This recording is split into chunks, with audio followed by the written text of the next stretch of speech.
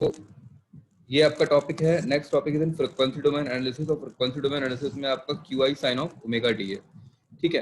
तो इसमें आपका जो आउटपुट है, आउटपुट बेसिकली आपका डिपेंड करेगा change,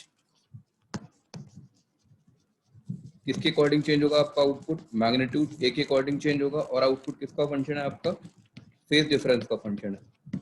output is also function of phase difference, okay.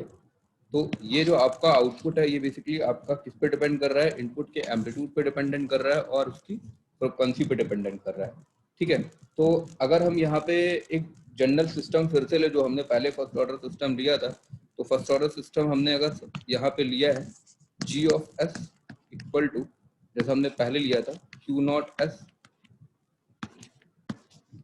S divided by QIS। और ये वैल्यू हमने कितनी ली थी, पहले जो वैल्यू ये हमने ली थी, that value is equal to K upon 1 plus S tau, ठीक है। अब क्या करेंगे, सिंपल हम S equal to J omega इस इक्वेशन में पुट कर देंगे। अगर S equal to J omega put करेंगे तो हमारा फंक्शन क्या बनेगा, G of S equal to कितना बनेगा, फंक्शन कितना हो जाएगा, K upon 1 plus S equal to J omega tau, ठीक है। ये हमारा क्या बना, फंक्शन बना। अगर इस फंक्शन का हम मैग्नीट्यूड कैलकुलेट करें, if we calculated the magnitude of this function, तो अगर हम इस फंक्शन का मैग्नीट्यूड कैलकुलेट करेंगे तो मैग्नीट्यूड कितना हो जाएगा हमारा, अगर हम मैग्नीट्यूड कैलकुलेट करें, ठीक है, तो हम किसी आउटपुट वैल्यू को ए नॉट मान लेते हैं और इनपुट वैल्यू को सपोज मैंने ए आई मान लिया, आउटपुट को ए नॉट से रिप्रेजेंट कर दिया। ऐसे मान लीजिए कि ये आपका transfer function G of S है, इसमें इनपुट आपका ए आई है और आपका आउटपुट कितना ए नॉट है, तो ए नॉट अपन ए आई कितना हो जाएगा, आपका जी ऑफ एस हो जाएगा। और जी ऑफ एस की वैल्यू कितनी है हमारी, के अपॉन 1 प्लस एस टाउ है। ये आपकी जी ऑफ एस की वैल्यू है, इस वैल्यू को यहाँ रख दीजिए, तो कितना हो जाएगा, a naught divided by a i equal to कितना हो जाएगा, के अपॉन 1 प्लस एस टाउ। ये कितना है आपको, के अपॉन 1 प्लस एस टाउ है। और एस इक्वल टू हमने कितना पुट करा, जी ओमेगा पुट करा, तो के अपॉन 1 प्लस जी ओमेगा टाउ, ओके। ये कितनी वैल्यू हो गई, ए नॉट बाई ए टाउ, ए आई की वैल्यू हो गई। अब क्या करें हम, ए नॉट बाई ए आई, इसका मैग्नीट्यूड निकालना है, तो मैग्नीट्यूड कैसे करेंगे, बस कॉम्प्लेक्स नंबर का part divided by real term का स्क्वायर प्लस इमेजिनरी पार्ट का स्क्वायर, तो 1 प्लस ओमेगा टाउ का होल स्क्वायर। तो ये हमारा क्या आ गया, सिस्टम का मैग्नीट्यूड आ गया। और अगर हम फेस निकाले तो फेस कितना हो जाएगा, इसका फेस कितना हो जाएगा, फाइव इक्वल टू माइनस का tan इनवर्स ओमेगा टाउ। ये सिस्टम का क्या हो गया, फेस हो गया। इसे हमने माना इक्वेशन 1 है और ये हमने मान लिया कि ये हमारी इक्वेशन 2 है, ओके। अब इसी को ही अब एनालिसिस करेंगे। अब इसी के लिए बेसिकली हम क्या करेंगे, एक कर्विकल ड्रॉ करेंगे। अब देखिए यहाँ पे कुछ टर्म्स हमने लिए, सपोज मैंने लिया कि एट ओमेगा इक्वल टू 0 पे, अगर मैं आपसे ओमेगा इक्वल टू 0 पे मैग्नीट्यूड पूछूं, तो ओमेगा इक्वल टू 0 पर अगर यहाँ ओमेगा इक्वल टू 0 पुट करेंगे तो मैग्नीट्यूड कितना आएगा, a naught by a i equal to कितना आएगा आपका, ए नॉट बाई ए आई कितना आएगा आपका, के आएगा। अगर ओमेगा इक्वल टू 0 अगर आप फेस को पुट करेंगे तो कितना आएगा, फेस कितना आएगा आपका, 0 डिग्री आएगा, ठीक है। उसी तरीके से अगर आप ओमेगा इज इक्वल टू, अगर आप यहाँ से omega equal to 1 upon tau put करेंगे, तो ए नॉट बाई ए आई की वैल्यू कितनी आएगी, ए नॉट बाई ए आई की वैल्यू कितनी आएगी, के अपॉन √2 आएगी। और omega equal to 1 upon tau अगर फेस में पुट करेंगे तो फेस कितना आएगा, फेस आएगा आपका minus tan inverse 1 that equal to minus 45 degree, ठीक है। उसी तो इस तरीके से हम क्या कर सकते हैं, फंक्शंस को ड्रॉ कर सकते हैं। अगर आप omega equal to infinite put करेंगे तो ए नॉट बाई ए आई की वैल्यू कितनी आएगी आपकी, a naught i by 1 upon infinity कितना होता है, अगर आप इस फंक्शन में omega equal to infinite put करेंगे तो वैल्यू कितनी आएगी, 1 अपॉन इन्फिनिटी। 1 अपॉन इन्फिनिटी कितना होता है आपका, 0 होता है। और अगर आप ओमेगा इक्वल टू इनफाइनाइट इस वाली इक्वेशन में पुट करेंगे, इस वाली इक्वेशन में अगर omega equal to infinite put करेंगे तो आपका फेस कितना आएगा, फेस आएगा आपका फाइव इक्वल टू कितना आएगा, माइनस का 90 डिग्री। अब क्या करना है कि इसी जो हमने ये पैरामीटर्स निकाले हैं, इसी पैरामीटर्स को हमको क्या करना है, अब बेसिकली प्लॉट करना है। अगर इस पैरामीटर को बेसिकली हम प्लॉट करना चाहते हैं तो सबसे पहले हम मैग्नीट्यूड का कर्व देखें। अगर हम मैग्नीट्यूड का कर्व देखें तो कैसे डिजाइन करेंगे, अगर हम मैग्नीट्यूड का फंक्शन देखें तो मैग्नीट्यूड का फंक्शन कैसे डिजाइन करेंगे हम, देखिए कुछ इस तरीके से, omega versus a naught by a i का फंक्शन अगर निकालें हम, तो ओमेगा इक्वल टू 0 पर फंक्शन कितना था आपका, ओमेगा इक्वल टू 0 पर फंक्शन आपका कितना था, कांस्टेंट वैल्यू के था, कांस्टेंट वैल्यू के था। फिर जैसे जैसे omega equal to 1 upon tau पे कितना हुआ, ये कितना हो गया, के अपॉन √2, यानी कि फंक्शन आपका पहले से क्या कर गया, घट गया। और फिर जब ओमेगा इक्वल टू इनफाइनाइट में चलेगा तो फंक्शन आपका कुछ क्या करा गया, कुछ इस तरीके से उसने अपनी जीरो वैल्यू।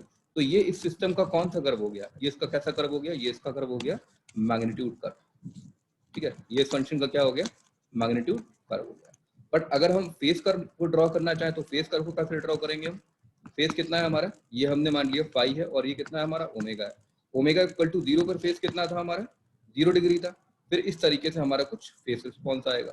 तो फेस रिस्पॉन्स हमारा कुछ इस पर्टिकुलर ओमेगा इक्वल टू 1/टाउ पे हमारा कितना एंगल मिला है, -45 डिग्री मिला है, और इनफाइनाइट पे हमको कितना एंगल मिल गया, that angle is equal to -90 degree.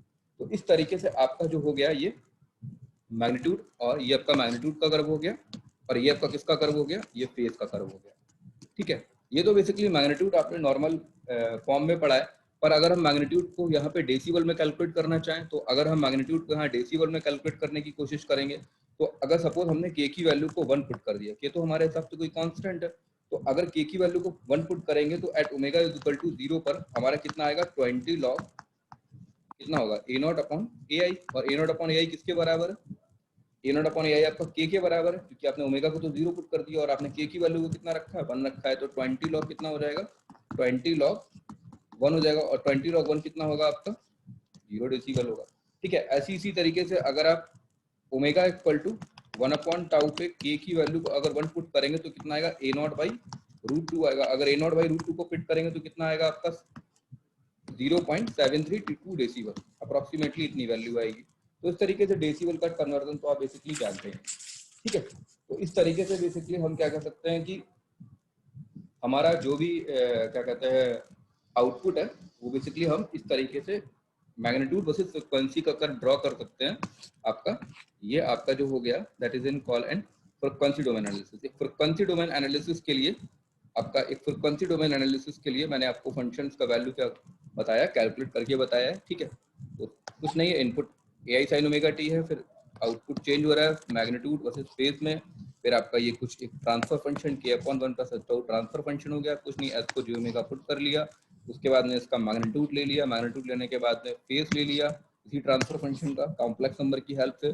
फिर उसके बाद में हमने क्या करा, ओमेगा की डिफरेंट वैल्यू के लिए मैग्नीट्यूड की डिफरेंट वैल्यूज निकाल ली, उसी तरीके से ओमेगा की डिफरेंट वैल्यू के लिए हमने फेस की डिफरेंट वैल्यू निकाल ली। उसके बाद में हमने क्या किया कि इसके कर्व को बेसिकली क्या किया, हमने मैग्नीट्यूड और फेस के कर्व को बेसिकली प्लॉट कर दिया। ठीक है, बस हमको इतना ही करना था फ्रीक्वेंसी डोमेन एनालिसिस में। ठीक है, तो ये आपका कुछ इस तरीके से फ्रीक्वेंसी डोमेन वाला पार्ट था। ठीक है, उसके बाद में हाँ, हमने आप लोगों को इसी तरीके से पीडीएफ में कुछ हमने आपको बेसिकली न्यूमेरिकल दे रखे हैं, तो बेसिकली मैं वो न्यूमेरिकल आपको एक्सप्लेन कर देता हूँ। पहले मैं न्यूमेरिकल आपको हल्का सा, मैं पूरा फुल न्यूमेरिकल नहीं लिखूंगा, सिर्फ न्यूमेरिकल बता दे रहा हूँ कि न्यूमेरिकल वो है क्या। ठीक है, सबसे पहले आपका न्यूमेरिकल जो है, जो कि मेरा पेज नंबर 2 पे मेरी पीडीएफ में है, सबसे बॉटम साइड में उसमें लिखा हुआ है for temperature measurement first order instrument time constant tau is equal to आपको बेसिकली 5 सेकंड गिवन है। ठीक है, subjected to sinusoidal input temperature with amplitude 10 degree centigrade, यानी कि आपको इनपुट एम्पलीट्यूड का टेम्परेचर 10 डिग्री सेंटीग्रेड आपको गिवन है। फिर कह रहा है कि अगर टाइम पीरियड, अगर हमारा जो टाइम पीरियड है टी की वैल्यू कितनी दे रखी है आपको, 20 सेकंड दे रखी है। ठीक है, कह रहा है तो find the sinusoidal output component, तो बेसिकली आपको ए नॉट की वैल्यू इस पर्टिकुलर इक्वेशन में निकालनी है। तो हमने भी फॉर्मूला क्या पढ़ा था, हमने आपका फॉर्मूला ये तो पढ़ा था, a naught upon a i equal to K upon under root 1 plus omega tau का होल स्क्वायर। तो कुछ नहीं, बस बेसिकली हमको यही फॉर्मूला लगाना है यहाँ पे। तभी वाला फॉर्मूला लगाएंगे तो क्या लिखेंगे, a naught upon a i equal to K upon under root में 1 प्लस ओमेगा टाउ का होल स्क्वायर। अब देखिए आपको यहाँ पे ए आई गिवन है, क्वेश्चन में ए आई कितना गिवन है आपको, 10 डिग्री सेंटीग्रेड गिवन है। ठीक है, उसके बाद में आपको टी कितना गिवन है, 20 सेकंड गिवन है। आपको ओमेगा और टी में रिलेशन पढ़ा ही होगा आपने, ओमेगा इक्वल टू क्या होता है, 2 पाई अपॉन टी होता है। तो यहाँ से आपका क्या निकल जाएगा, ओमेगा निकल जाएगा। ओमेगा कितना हो जाएगा, 2 पाई डिवाइडेड बाई टी कितना है 20, that omega equal to pi upon 10। ठीक है, और आपका सिस्टम के लिए टाइम कांस्टेंट कितना गिवन है, टाइम कांस्टेंट आपको 5 सेकंड गिवन है। तो टाउ की वैल्यू कितनी रख दी आपने, 5 सेकंड रख दी। ठीक है, बाय डिफॉल्ट हमको के कांस्टेंट की वैल्यू में कुछ बोला नहीं गया है, तो हम के की वैल्यू को क्या मान लेंगे, 1 मान लेंगे। तो ए नॉट की वैल्यू कितनी हो जाएगी, ए नॉट की वैल्यू हो जाएगी 10 अपॉन अंडर रूट में 1 plus pi upon 10 into time constant 5 का होल स्क्वायर। तो यहाँ से आप क्या निकाल सकते हैं, क्वेश्चन का आंसर निकाल सकते हैं। ठीक है, तो इस तरीके से आपका इस क्वेश्चन का आंसर निकल जाएगा। ओके, अगर आप ए नॉट की वैल्यू निकालेंगे तो आपकी जो ए नॉट की वैल्यू आएगी वो आएगी 5.3 37 डिग्री सेंटीग्रेड इस पर्टिकुलर क्वेश्चन के लिए। ठीक है, तो ये क्वेश्चन आपको समझ में आ गया होगा, सिंपल फॉर्मूला लगाना था। ठीक है, उसके बाद में आपका नेक्स्ट क्वेश्चन जो मैंने दिया है, नेक्स्ट क्वेश्चन मैंने आपको क्या दिया है कि एक इनपुट है आपका, एक इनपुट है आपका क्या है 2 sin 4t plus 0.5 sin 25t, ठीक है, sin 25t apply to first order. ये इनपुट किसी फर्स्ट ऑर्डर इंस्ट्रूमेंट में अप्लाई किया गया है, ठीक है, और इसका टाइम कांस्टेंट कितना है, टाउ इक्वल टू 0.5 सेकेंड। ठीक है, पहला क्वेश्चन आपसे क्या पूछ रहा है, पहला क्वेश्चन पूछ रहा है अपना response of the instrument, response of the instrument. पहला क्वेश्चन क्या है आपका, रिस्पॉन्स ऑफ द इंस्ट्रूमेंट, और सेकंड क्वेश्चन क्या है आपका, फेज लैग। ठीक है, तो सबसे पहले क्या करेंगे, जब भी आपके मल्टीपल नंबर ऑफ फ्रीक्वेंसीज होती हैं तो हम क्या करते हैं कि सबसे पहले सबके लिए अलग अलग कैलकुलेट करते हैं। तो मैंने इसको 1 माना, इसको 2 माना। अगर सपोज दैट यहाँ पे कोई टर्म कनेक्टेड होता है प्लस का 1 sin 20t, तो उसको थर्ड मानते। सबसे पहले क्या करेंगे, हम एक फ्रिक्वेंसी के लिए निकालेंगे, फिर सेकंड केस में हम दूसरी फ्रिक्वेंसी निकालेंगे। तो सबसे पहले इसका हम फर्स्ट वाले पार्ट को सॉल्व करते हैं, जिसको मैंने फर्स्ट माना। तो इसके लिए हमारा इनपुट कितना है, ai equal to 2 sin 4t। ai कितना है आपका, 2 sin 4t। तो अगर आप यहाँ से कंपैरिजन करें तो इसके लिए इनपुट कितना हो जाएगा आपका, अगर कंपैरिजन करें तो मैक्सिमम एम्पलीट्यूड कितना हो जाएगा, मैक्सिमम एम्पलीट्यूड हो जाएगा आपका a इज इक्वल टू 2, और ओमेगा कितना हो जाएगा आपका 4, और आपको टाइम कांस्टेंट कितना गिवन है, 0.5 सेकंड गिवन है। टाइम कांस्टेंट आपको 0.5 सेकंड गिवन है। कुछ नहीं, आपको वही फॉर्मूला लगाना है, a not equal to ai divided by under root में 1 प्लस ओमेगा टाउ का होल स्क्वायर। तो ai आपको पता है कितना है, 2 है, अपॉन अंडर रूट में 1 प्लस ओमेगा कितना पता है आपको, 4 है, और टाइम कांस्टेंट कितना दे रखा है, टाइम कांस्टेंट आपको 0.5 दे रखा है, तो 0.5 का होल स्क्वायर, और यहाँ से आप आंसर निकाल सकते हैं। ठीक है, अगर इसका फेस निकालना हो तो फेस कैसे निकालेंगे, फाई इक्वल टू माइनस का tan इनवर्स ओमेगा टाउ। ठीक है, तो फाई इक्वल टू माइनस का tan इनवर्स ओमेगा आपको कितना गिवन है क्वेश्चन के लिए, 4 गिवन है, और टाइम कांस्टेंट कितना गिवन है, 0.5 गिवन है। बस इसको सॉल्व कर लो, और माइनस tan इनवर्स 2, और यहाँ से आप आंसर निकाल सकते हो। ठीक है, तो इस तरीके से आप फर्स्ट पार्ट को आप इजीली कैलकुलेट कर सकते हो। इसी तरीके से जैसे आपने फर्स्ट पार्ट कैलकुलेट किया है, तो इसके आंसर को आप इसके आंसर को कैसे लिखोगे, आप पूरा समथिंग आपका आंसर कैसे आएगा, अगर आपका आउटपुट आएगा तो कैसे आएगा, a naught sine of omega t minus pi के टर्म्स में आएगा ना, पाई जो की वैल्यू आपने यहाँ से निकाली है इस एंगल से, और ए नॉट जो आपने यहाँ से निकाला, तो इसको आप डाल सकते हो कि इक्वेशन नंबर 3। ठीक है, फिर उसी ये आउटपुट फर्स्ट है। इसी तरीके से अगर आप आउटपुट सेकंड कैसे निकालोगे, तो आउटपुट सेकंड निकालने के लिए क्या करोगे, आप इस वाले टर्म को लोगे, इस वाले टर्म को तो लोगे, तो क्या लोगे आप 0.5 sin 25t। इसी तरीके से इसके लिए एम्पलीट्यूड निकालोगे और फेस निकालोगे, और इस तरीके से इक्वेशन में रखकर उसको इक्वेशन क्या डालोगे आप, 4 डालोगे। फिर फाइनली में क्या करोगे आप, इक्वेशन 4 प्लस इक्वेशन 5, दोनों इक्वेशन को ऐड कर दोगे, तो फाइनली आपका क्या आ जाएगा, आउटपुट आ जाएगा। ओके, तो इस तरीके से आप ये क्वेश्चन को सॉल्व कर सकते हो। ठीक है, उसके बाद में आपका अगला एक क्वेश्चन है, उसके बाद में आपका क्वेश्चन नंबर 3 है, तो मैंने आपको पीडीएफ में दिया है। उसमें दे रखा है कि एक thermometer initially at 20 degree centigrade, यानी थर्मोमीटर का जो इनिशियल टेम्परेचर है वो 20 डिग्री सेंटीग्रेड है। Response suddenly subjected to 150 degree centigrade, यानी कि उसका जो थीटा फाइनल दे रखा है वो आपको दे रखा है 150 डिग्री सेंटीग्रेड, और आपको दे रखा है कि थर्मोमीटर इंडिकेटिंग, यानी कि थर्मोमीटर एक पर्टिकुलर टाइम इंस्टेंट पे जो वैल्यू है, थर्मोमीटर जो बेसिकली एक थीटा टी, उस करस्पॉन्डिंग थीटा टी पे जो वैल्यू आ गई उसकी, वो आ गई आपकी 95 degree centigrade after time interval 3 second, after time interval 3 second. ठीक है, कह रहा है कि फाइंड द टाइम कांस्टेंट, आपको टाइम कांस्टेंट बताना। मैंने आपको एग्जांपल समझाया था, जब थर्मोमीटर होता तो उसमें तो लास्ट टाइम क्लास मैंने पढ़ाया भी था कि थर्मोमीटर क्या, पहले क्या होगा कि आपका थर्मोमीटर एटमॉस्फेयर में रखा होगा, तो उसको टेम्परेचर को मानते हैं हम क्या, थीटा आई। फिर थर्मोमीटर जब इस हॉट वाटर के अंदर डिप होगा तो थर्मोमीटर क्या करेगा, अपनी स्टेडी स्टेट वैल्यू को अचीव करेगा, तो उस टेम्परेचर को मानेंगे हम थीटा एफ। जब ये इनिशियल टेम्परेचर से बीच में फाइनल टेम्परेचर के बीच में कई सारे टेम्परेचर से जाएगा ना थर्मोमीटर, तो वो जो टेम्परेचर है उस टेम्परेचर को हमने मान लिया क्या थीटा। तो वही आपको क्वेश्चन दे रखा है कि थर्मोमीटर का इनिशियल टेम्परेचर 20 डिग्री सेंटीग्रेड है, थर्मोमीटर का फाइनल टेम्परेचर 150 डिग्री सेंटीग्रेड है। वो कह रहा है कि 95 डिग्री सेंटीग्रेड टेम्परेचर वो 3 सेकंड में अचीव कर लेता है, तो मुझे थर्मोमीटर का टाइम कांस्टेंट का वैल्यू बताओ। तो मैंने आपको पढ़ाया था लास्ट टाइम पे, फॉर्मूला क्या था कि थीटा टी इक्वल टू क्या था, थीटा फाइनल ब्रैकेट में 1 माइनस इंटू ई की power minus t by tau plus theta initial into e की power minus t by tau. ठीक है, तो ये कितना हो जाएगा, थीटा 95, ये फाइनल ये आपका जो इंस्टेंटेनियस टेम्परेचर आपको मिला है, थीटा फाइनल कितना है आपका 150 ब्रैकेट में 1 माइनस ई की power minus 3 by tau plus theta initial कितना है आपका 20 इंटू ई की पावर माइनस का 3 बाई टाउ। तो आपको यहाँ से फाइनली टाउ मिल जाएगा और टाउ इक्वल टू कितना हो जाएगा 3.48 सेकेंड। इस एक्सप्रेशन को आप क्या करोगे, सॉल्व कर लोगे। ठीक है, ओके, ये था आपका क्वेश्चन नंबर 3।